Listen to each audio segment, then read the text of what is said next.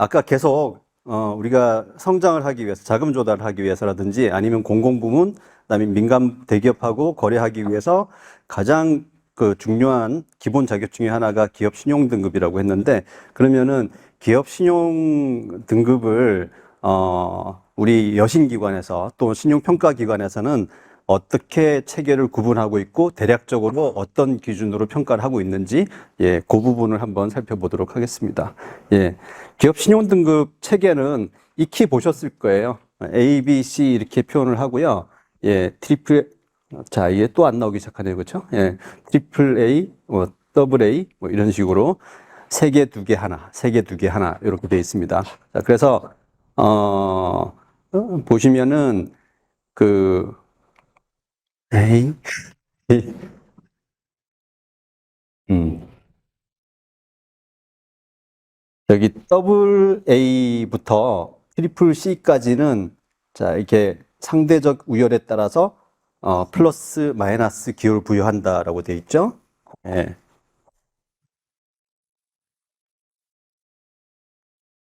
그래서 이제 트리플 A는 그냥 트리플 A고 더블 A는 더블 A 플러스 제로 뭐 이런 식으로 플러스 마이너 플러스 제로 마이너 이렇게 구분합니다. 그래서 어, 여기에 보시면 이제 여기 CCC 등급 이하는 좀 거래하기 힘든 등급이라고 보면 되고 D는 뭐 사고 친 기업이다 뭐 이렇게 보시면 될 것 같아요. 예. 자, 그래서 이 분포를 보면은 여기 거래 가능한 등급이 B부터 A까지인데 예, 여기 A 이상은 한 2, 3% 정도 수준이고요. 신용평가를 받는 기업 중에 예, A는 2, 3% 수준.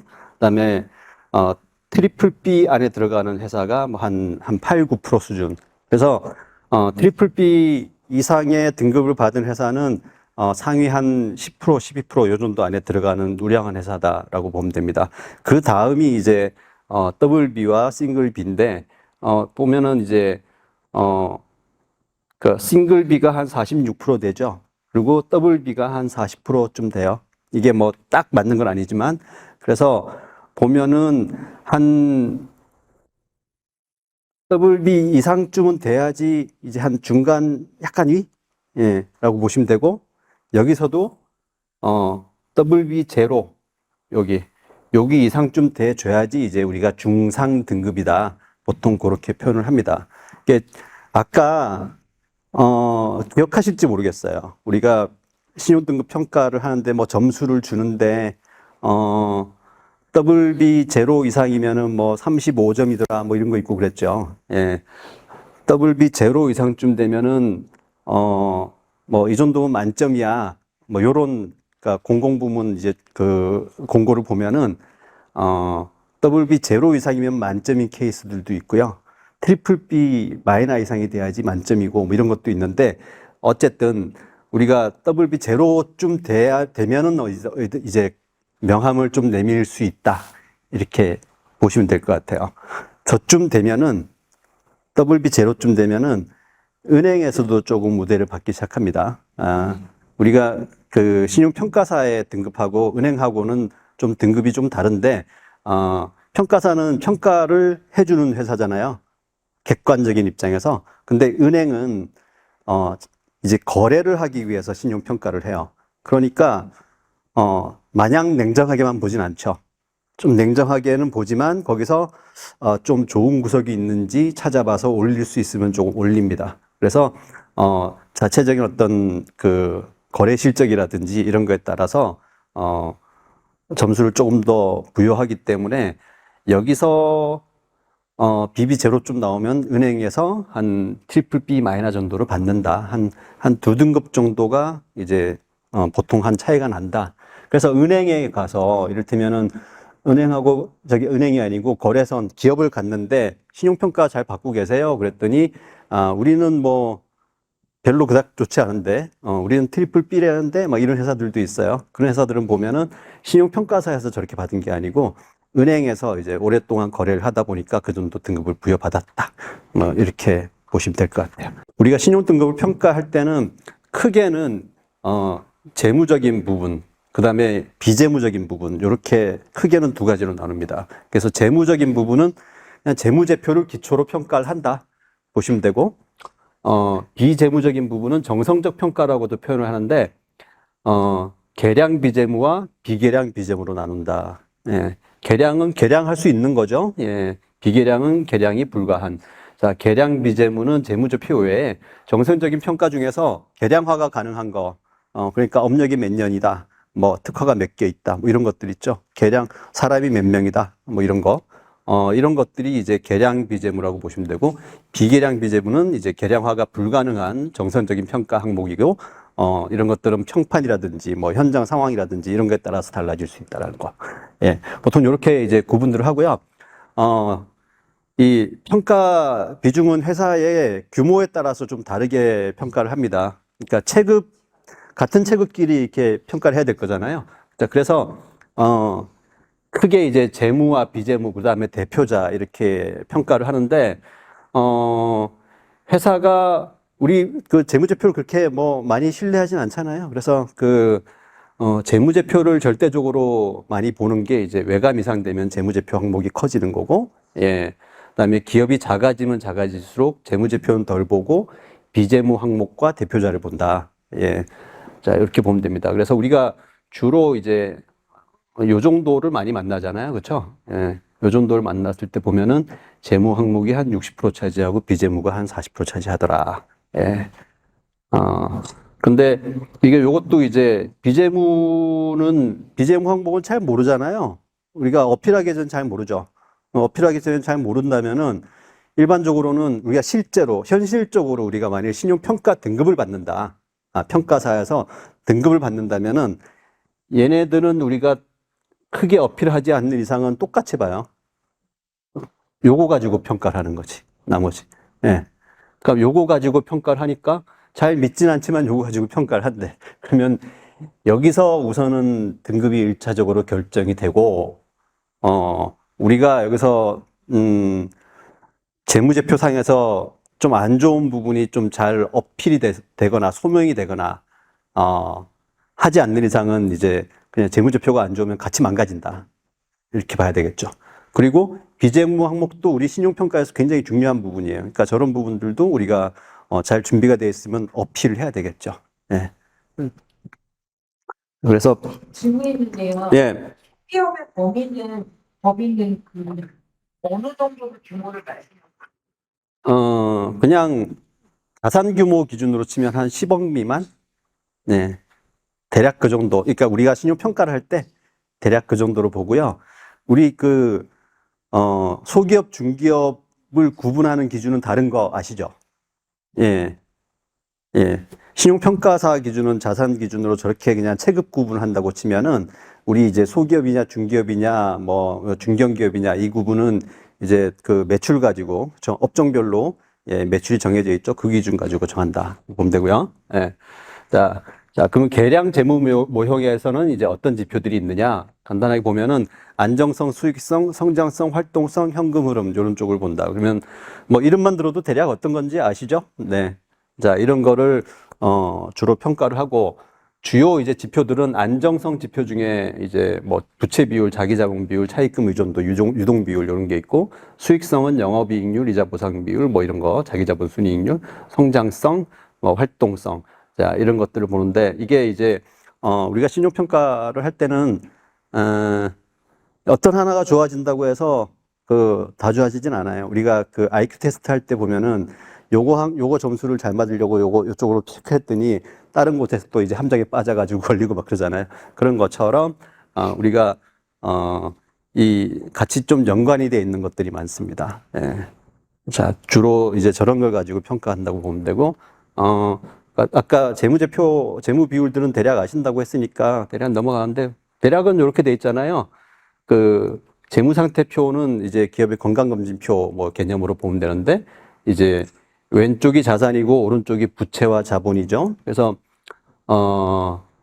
이 오른쪽 대변은 이제 자금의 조달 원천이 뭐냐를 주로 표현을 하는 건데 그 중에 이제 부채는 남의 돈이고 자본은 자기 자본, 내 돈이고 자 요렇게 남의 돈과 내 돈을 가지고 돈을 만들어서 요쪽으로 자금을 운용하는 거죠. 예. 그러니까 내 돈 1억 투자하고 남의 돈 2억 빌려서 총 3억을 가지고 이를테면은, 그, 재고도 사놓고 비품도 사고, 또는 임차 보증금도 내고, 요런 형태로. 자, 그래서, 요게 이제 자금의 운용면이다 보시면 되고, 그러면은, 기본적으로는 우리가 이제 부채 비율 얘기 많이 하잖아요. 예. 요거 분의 요거죠. 그러니까, 내 돈 분의 남의 돈 해서 남의 돈이 많으면 부실한 거고, 내 돈이 많으면 하체가 튼튼한 거고. 자, 그리고 왼쪽에는 이제 유동자산, 비유동자산 이렇게 나누는데, 유동자산은 1년 내에 현금화할 수 있는 자산, 비유동은 1년 넘어야지 현금화할 수 있는 거, 이렇게 보는 거고. 그래서 이쪽은 이렇게 갈수록 유동성이 높아지는 거죠. 그렇죠? 예. 여기도 요렇게 갈수록 위험해지는 거고, 우리가 그래서 이제 보통 아까 안정성이라는 거를, 분석을 할 때는 보통 여기서 나눠요. 그쵸? 여기서, 요거 분의 요거는 부채 비율, 요거 분의 요거는 유동 비율, 뭐 이런 식으로. 그 다음에 차입금이 있으면 전체 자산 대비 차입금이 있으면은, 차입금 의존도, 뭐 이런 식으로, 재무제표, 재무상태표에서 보는, 비율들이 있고, 그 다음에 손익계산서에서 보는 비율들이 있죠. 매출을 베이스로 해서 매출 대비해서 우리가 매출 이익률이 얼마냐, 영업이익률이 얼마냐, 단기순이익률이 얼마냐 이렇게 보는 게 이런 손익 비율이고, 그리고 이제 혼합분석이라고 해서 손익계산서하고 재무상태표하고 왔다리 갔다리 하면서 평가하는 거. 예. 그 회전율을 그렇게 보통 평가하죠. 예. 그래서 우리가 그 매출 채권이 있는데 매출 채권과 매출을 대비했을 때 몇 회전이 돌고 있느냐 이런 것들이 매출 채권 회전율, 뭐 재고 자산 회전율 뭐 이런 것들이고, 예, 이런 식이죠. 예, 이렇게 훅 넘어가겠습니다. 이렇게 넘어가죠. 자, 그래서 아까 계량 모형은 그런 것들을 보는데 이 각 비율들마다 뭐 가급적이면 이 정도 이상이면 되면 좋겠어라는 절대 기준도 있고, 또 하나는 우리가 동종 업종끼리 비교했을 때 우리가 상대적으로 열위에 있나 우위에 있나를 보는 뭐 비교 평가도 있을 거고요. 예. 자, 근데 이제 계량 비재무 쪽에서는 또 어떤 걸 보느냐? 계량 비재무에서는 이제 경영자의 능력이나 자금력이나 뭐 처분 가능한 뭐 어떤 자산을 얼마나 가지고 있는가, 우리 회사가 영업을 얼마나 오랫동안 업력이 되느냐, 또 규모는 어떠냐. 규모가 커지면 클수록 아무래도 신용도가 높아지겠죠. 잘 안 넘어질 테니까. 그리고 현금 흐름 괜찮은가. 주로 이런 것들을 이제 평가를 한다. 계량할 수 있는 것들이잖아요. 그렇죠. 업력이나 이런 것들로 계량할 수 있죠. 네, 이렇게 되는 거고. 자, 이제 계량 비재무 대표이사 이런 걸 볼 때 보면 이제, 이건 그냥 일반적인 얘기들이에요. 재무제표 신뢰도도 본다. 그 다음에 대표자의 신용도 본다. 그래서, 기업이나 대표자의 부동산 가압류, 압류, 뭐, 연체 이런 거 있으면은 그냥 뚝 떨어집니다. 예. 우리가 대출 받을 때도 그래요. 그리고, 대표자나 경영실권자가 부동산이나 이런 것들을 가지고 있거나 어떤 뭐 산업자산권을 가지고 있거나 이러면 이제 긍정적인 요소로 보는 거고요. 이계량 비재무 쪽을 보면은 산업위험, 계열위험, 영업위험, 경영위험, 뭐 재무위험 이런 것들을 보는데, 산업위험은 우리가 속해 있는 산업, 우리가 어떤 산업이다, 이게 사양산업이다, 아니다. 예. 자, 도매금으로 보는 것들이 이제 산업위험이고, 우리가 그러니까 좀 터치하기 힘든 부분이죠. 계열위험은 이제, 대기업 그룹, 이런 계열사가 있을 때고, 우리가 좀 포커스를 맞춰야 될 거는 영업위험 쪽이고요. 영업위험, 경영위험, 재무위험. 그래서 영업위험 쪽은 우리가 이 재무제표는 우리 회사의 과거잖아요. 과거의 어떤 실적을 보고, 그 과거의 어떤 매출이나 그 수익성이나 이런 걸 보고, 그게 켜켜이 쌓여서 만들어져 있는 재무상태표를 보면서, 체질이 어떤가를 보는 게 재무제표고. 근데 그게 이제 몇 년간 지속돼 왔으면은 앞으로 지금까지 이렇게 돼 왔으면 앞으로도 이렇게 되겠거니라는 추세가 있잖아요. 추세를 가지고 미래를 예측하는 부분이 재무제표라고 한다면, 요즘 같이 이제 급변하는 환경에서는 올해까지는 좋았지만 내년에 어떻게 될지 모르는 부분들도 있잖아요. 그래서 비재무적인 부분들도 굉장히 중요한 거죠. 그럼 비재무 쪽은 그러면 과거에 그랬듯이 앞으로도 이 회사가 잘 나갈 수 있을 것인가? 라는 보는 게 이제 이쪽이라고 치면은 영업위험 쪽에서 이제 기업의 기술력, 경쟁지위 입지, 뭐 전문 인력 수준 이런 것들이죠. 이런 것들은 우리가 아까 앞에서 봤던 부분들이에요. 그러니까 우리가 연구소가 있나? 연구 인력이 얼마나 있나? 그걸 통해서 특허는 몇 개나 가지고 있지? 또는 외부로부터 어떤 인증을 받았지? 이런 것들을 보는 게 이 영업위험이라고 보시면 되겠고, 경영위험은 경영진, 경영구조, 지분구조, 경영신뢰도. 자, 그러면 경영진이 어떤 사람이었나? 경영진이 옛날에 사고를 쳤어? 뭐 이런 거 있죠. 예. 그래서 바지 사장을 내세우고 뭐 이런 거 있죠. 여성 기업이, 여성 대표면은, 남편은 뭐 하는가 보는 게 실제 경영자. 그 실제 경영자가 사고를 친 이력이 있는가를 보려고 그러는 거잖아요. 예. 이게 굉장히 중요한 부분이고, 경영구조, 지분구조 마찬가지. 임원진으로 누가 들어앉아 있느냐. 지분구조는, 지분은, 이 대표자가, 결정권을 가지고 회사를 카리스마 있게 끌고 갈 수 있을 것이냐. 거기에 알맞는 지분을 가지고 있느냐. 지분은 그래서 50% 이상 과점주주를, 선호하는 거고, 하다못해 30% 이상은 돼야 되고, 30% 이상이 되더라도, 최대 주주이면서 30% 이상 되면은 그래도, 실제 경영자라고 봐주고 이러는 거죠. 그래서 지분 구조도 굉장히 중요합니다. 그 다음에, 경영 신뢰도, 저거는, 가지급금, 가수금 이런 것들이 해당된다고도 볼 수 있겠죠. 예. 그래서, 이게 대표자가 개인 기업 운영하듯이 회사 돈을 자기 마음대로 뺐다 넣었다 하는구나. 뭐 이런 것들이 있는가 없는가. 또는 가수금이다. 회사에 돈 없어서 돈 집어넣었다. 그러면은, 내가 만일 대출을 해준다고 치면은 자기 돈 먼저 빼갈 수도 있겠네. 이런 생각도 할 것이고요. 그러니까 이런 것들을 보는 게 이제 경영위험이라고 보시면 됩니다. 그다음에 재무위험은 재무융통성, 자금조달. 그러니까 재무융통성은 뭐 이를테면은, 내가 아무것도 안 가지고 있는 거하고 우리가 그러니까 사업장, 부동산을 가지고 있는 거하고 아닌 거하고도 다르잖아요. 그런 것처럼 여차하면은 내가 이제 자금을 융통할 수 있는 어떤 능력을 가지고 있느냐 이런 것들하고 이 자금 조달 구조, 자금 조달이 이를테면은 뭐 단기 자금이 맞냐, 장기 자금이 맞냐, 아니면 뭐 누구한테서 돈을 빌렸느냐 이런 것들도 볼 수 있겠고 이런 것들을 보는 게 이제 비계량 비재무다라고 보시면 될 것 같아요. 네. 자, 그래서 다시 한번 이제 정리를 한번 해보면은 기업이 성장하려면은 그리고 자금도 원활하게 확보하고 팔로도 확보를 하려면은 가장 베이스는 기업 신용 등급이 베이스가 돼줘야 된다라는 거 그리고 특허 인증 이런 것들이 확보가 된다는 거. 그게 아까 자금 조달에서도 그랬지만 기업 신용 평가를 받을 때도 마찬가지예요. 기업의 신용이라는 거는 재무적인 신용뿐이 아니라 비재무적인 부분도 이 사람의 신용이에요. 이 회사의 신용이거든.